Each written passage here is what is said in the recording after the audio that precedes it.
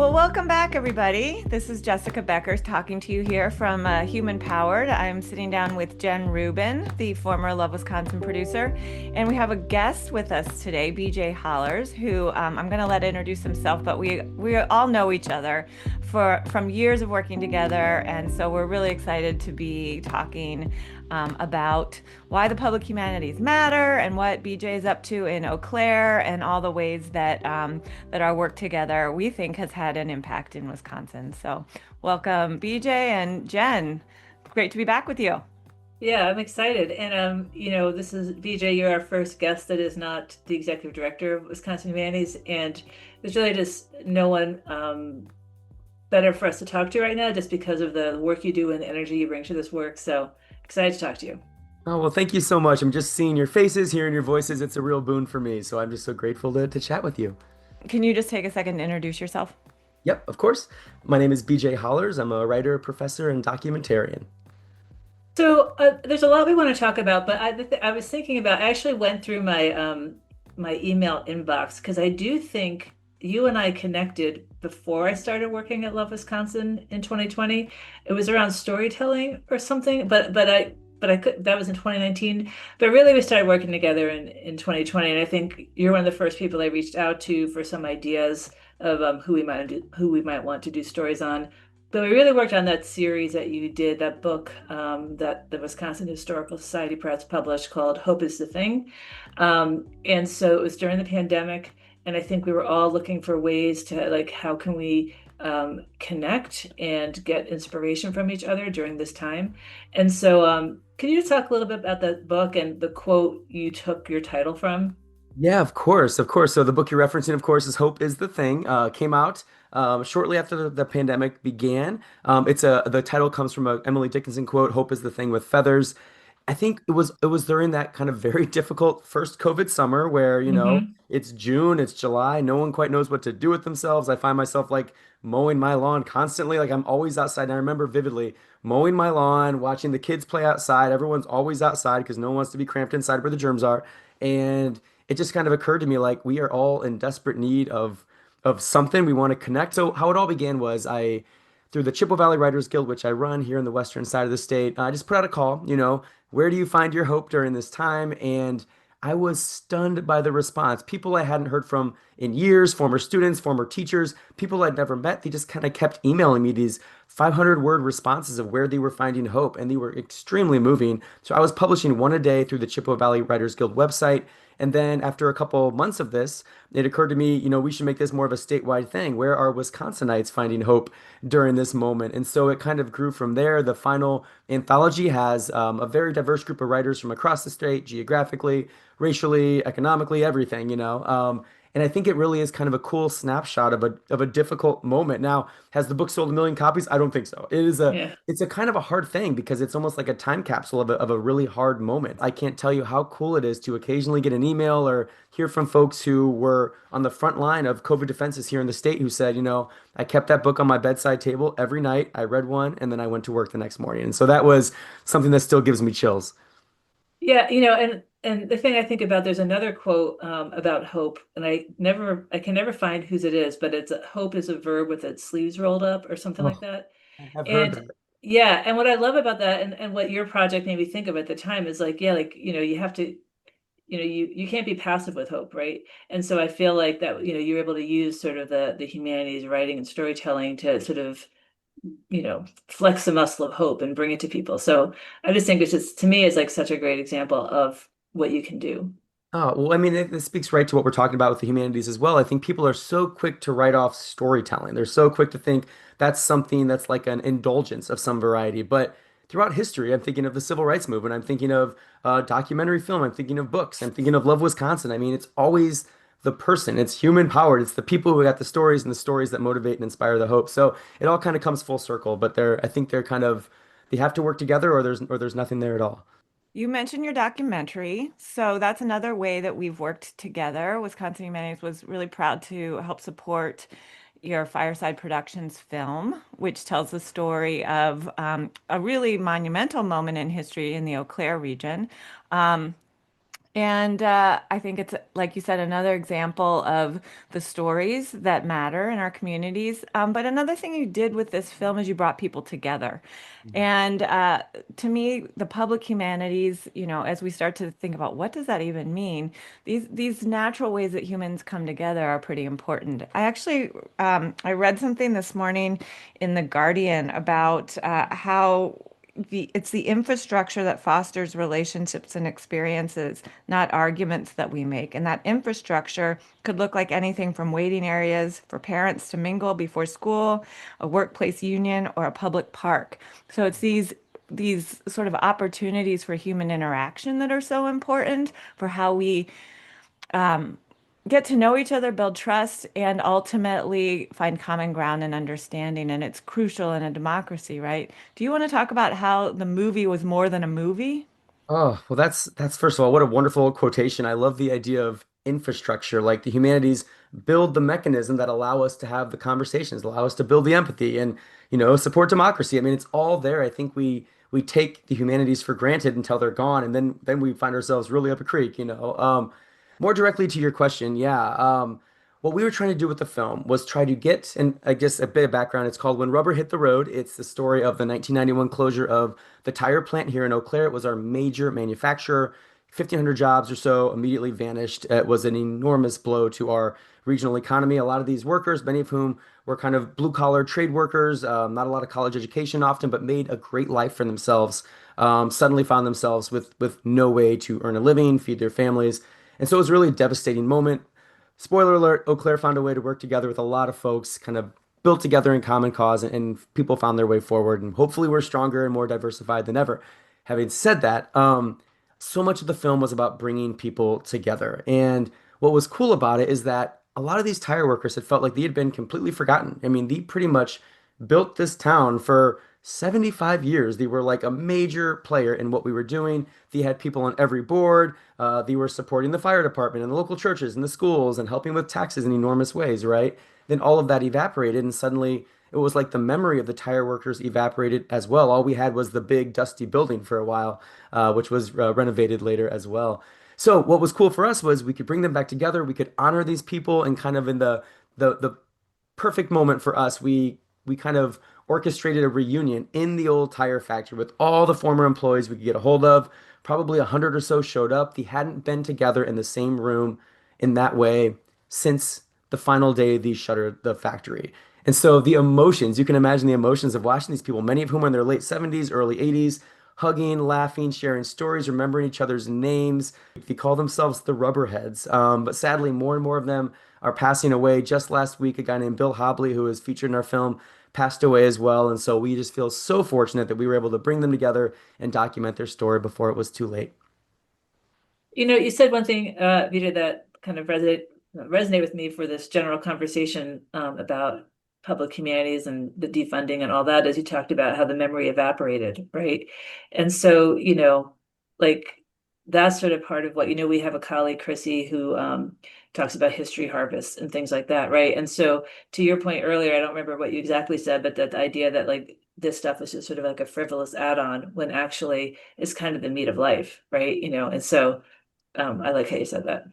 Well, I like how you said that, the meat of life. I mean, Yeah. it's so true. And I was kind of doing some research of like, well, what are some of the major NEH grants in the past? Like, what does it produce? And I mean, I look at the list. I mean, everything from Ken Burns' the Civil War series, which of course we all know, to all kinds of PBS shows, to all kinds of digital humanities projects.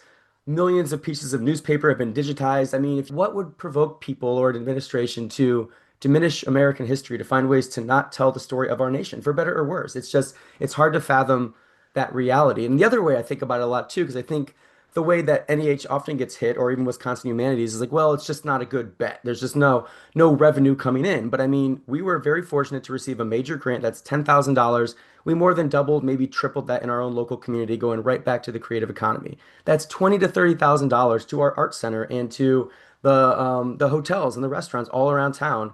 And not to mention to my partner and I, who were able to then work toward parlaying that into the next documentary about local issues. So it's just hard to fathom the logic of such an act, beyond vindictiveness. So I'm really hopeful we can kind of steady the course and find a way through together. Yeah.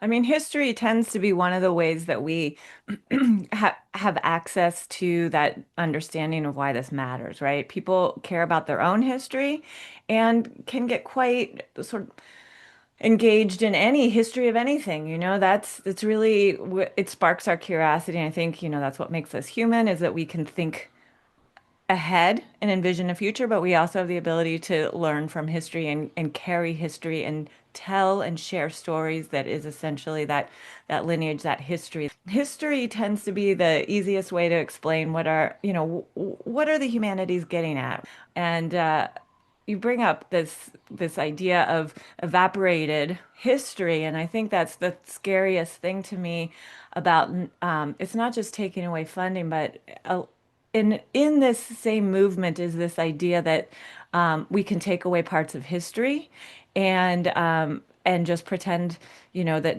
it doesn't matter. So these local projects are so important because the histories of those people that worked in the tire factory, for example.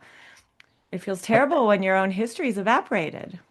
I mean, I think you said it so well. I think this idea of like, for me, all history is local. It all kind of starts in our own backyards. And so I kind of feel like we all have a role in our own backyards to try to defend it some way. And so for me, the tires history was important to our community, and it really hadn't been done in a full way in a long time. I mean, thank goodness for the archive at the university. From that, you can then find the gems that you can then use to kind of create a narrative that will hopefully provide access to a whole new generation of folks who don't have perhaps the time or the inclination to wade through all that paper. Just help simplify the story so that you can understand what's happening and what happened to build the place where you live. I can't tell you how exciting it is when I get a group of people in a room and we collaborate and build something far better than we could have ever built ourselves. And I think when I think of the humanities, when I think of storytelling, it often emerges like that. This is a collaborative experience. Life is a collaborative experience. We can't just live in our own silos forever. And so the more we can nurture each other's stories, empathize with where we're coming from, learn from each other, that's when we get the best product and the best experience. I mean, it's kind of a silly metaphor, but like when you see a quilt, like when I look at a quilt, like maybe it's hanging on a wall or something, I don't notice every single stitch in that quilt. But you sure notice when that quilt isn't working, it's flapped everywhere, it doesn't keep people warm anymore. But like if we all just do a little bit, if we all give a little bit, and we're talking a very little bit. I mean, here in Right. Wisconsin, what, 14 cents per resident is allocated for arts and culture. It's the lowest in the country. Next door, $7.34 per capita. I mean, that's a shocking difference, right? 14 cents to over $7. And so it's so difficult for me to encourage my students here in Wisconsin, stick around for the arts, stay here with the arts. We really need you. We can support you. When in fact, we are not doing a very good job of supporting them, certainly not compared to our neighbors to the west. And so that's just one example when it's really hard to keep good people around who want to do this work Yeah. when there's really not a lot of financial support, even at the state level, let alone the Right. national level. Well, and I actually feel that sort of personally because my daughter, she's 25, her and her partner were trying to decide where to move. And her partner is involved in community art stuff. And so they're like, not Wisconsin. But luckily Minnesota to the west is only 4 hours away, Minneapolis. But It's so weird. I mean, we're separated by literally like an invisible borderline, right? And yet somehow between this invisible borderline, like the way people have decided, the voters and the politicians have determined how to, use our tax dollars is just a shocking difference.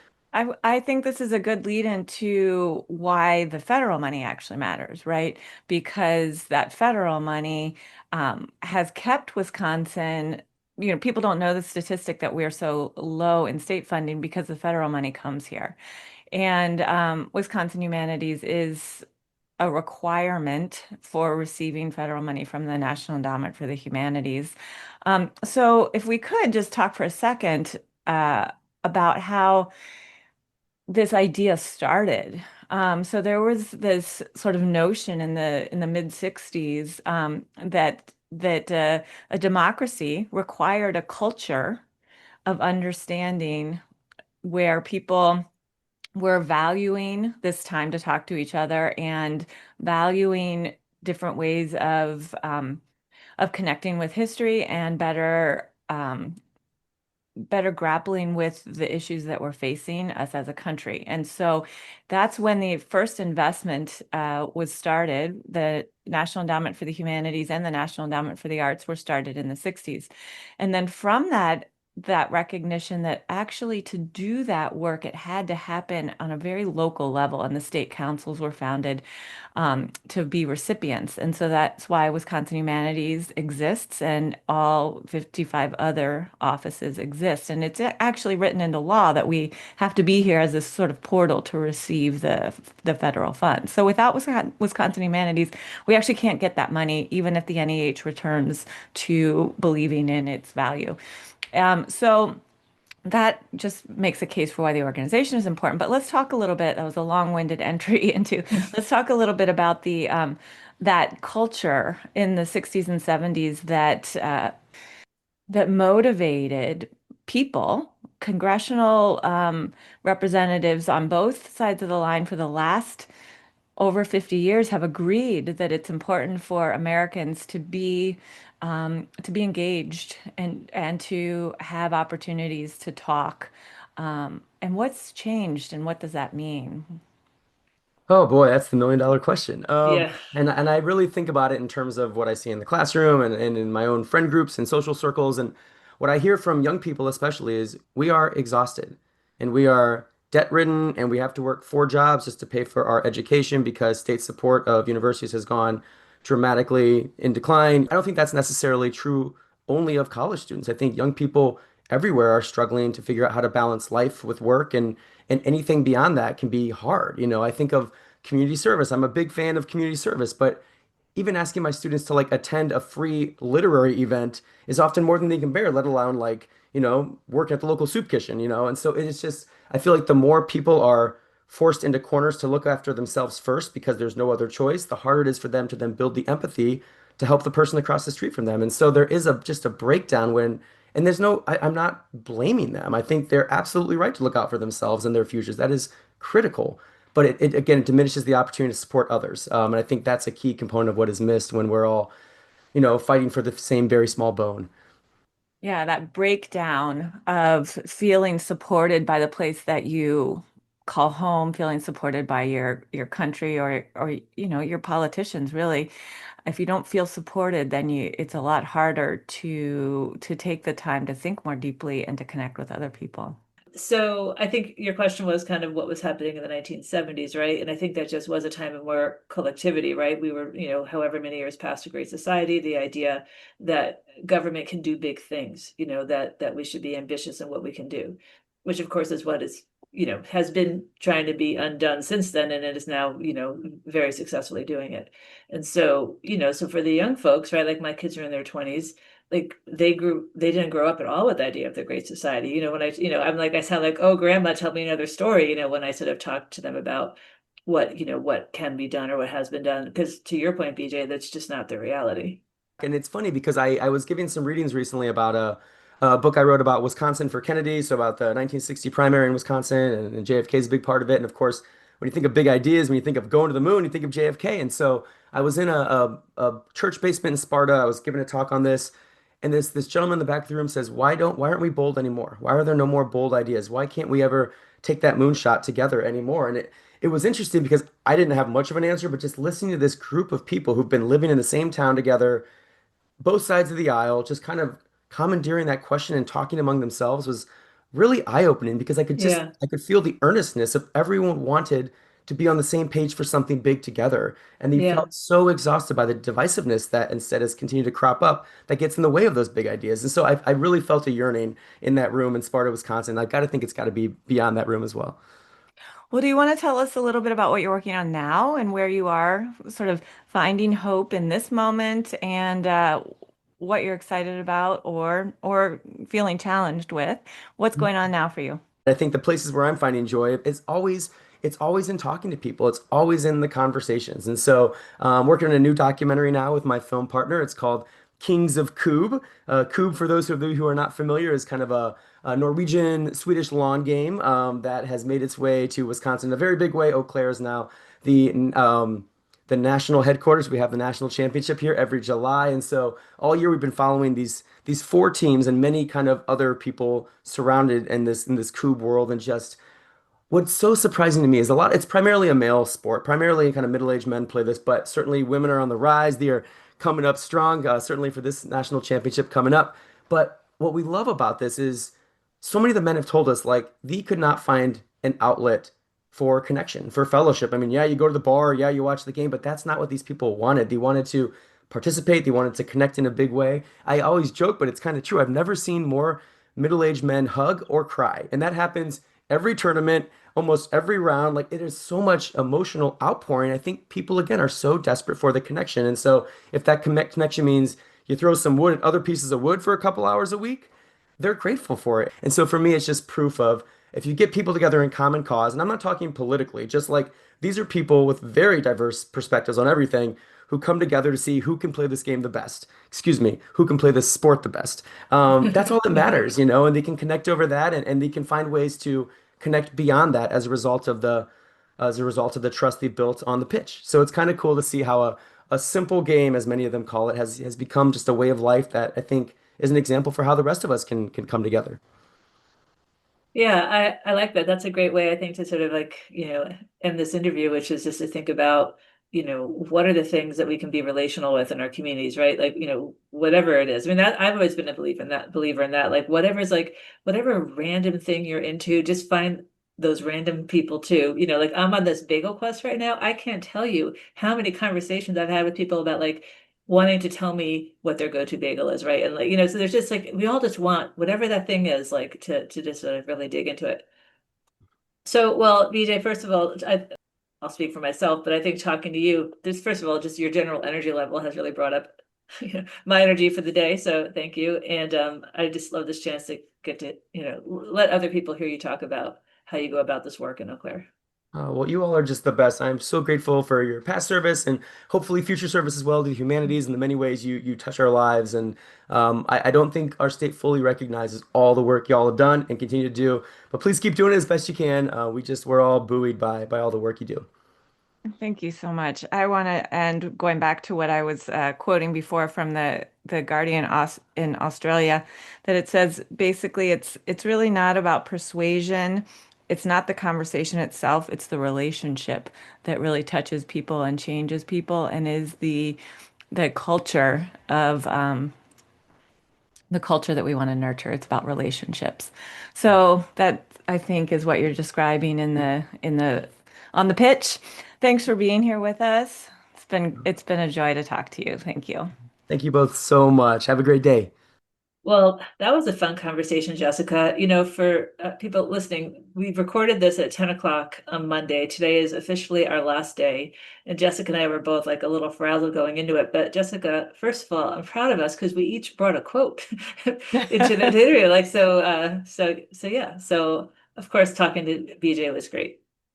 It really was. And he is an example of, I think he feeds his own desire for community by building community. And you can see how he does that through his conversations and why we wanted to talk to him because we knew that it would help us in steering our understanding of what this podcast really can do and what it's for, both for us personally, I think, to keep us engaged and interested, but also in talking to people through Human Powered, I think we're going to get a better sense of what is going on in Wisconsin and where people are investing their energies and where that community is thriving and where it's needed. Right. And what potentially is being lost or will be lost. Yeah. Yeah, absolutely. So he was great to talk to. I enjoyed that, Jen. Thanks. So we plan to release these podcast episodes every 2 weeks. So stay tuned for the next one. And we want to give a shout out to Chrissy Widmeyer, who has been the director of our training program at Wisconsin Humanities called Community Powered. And she has all sorts of technical skills that she's now applying to Human Powered. And so she's doing the audio editing, and we're really grateful to her. Thanks, Chrissy. All right. And see you all soon.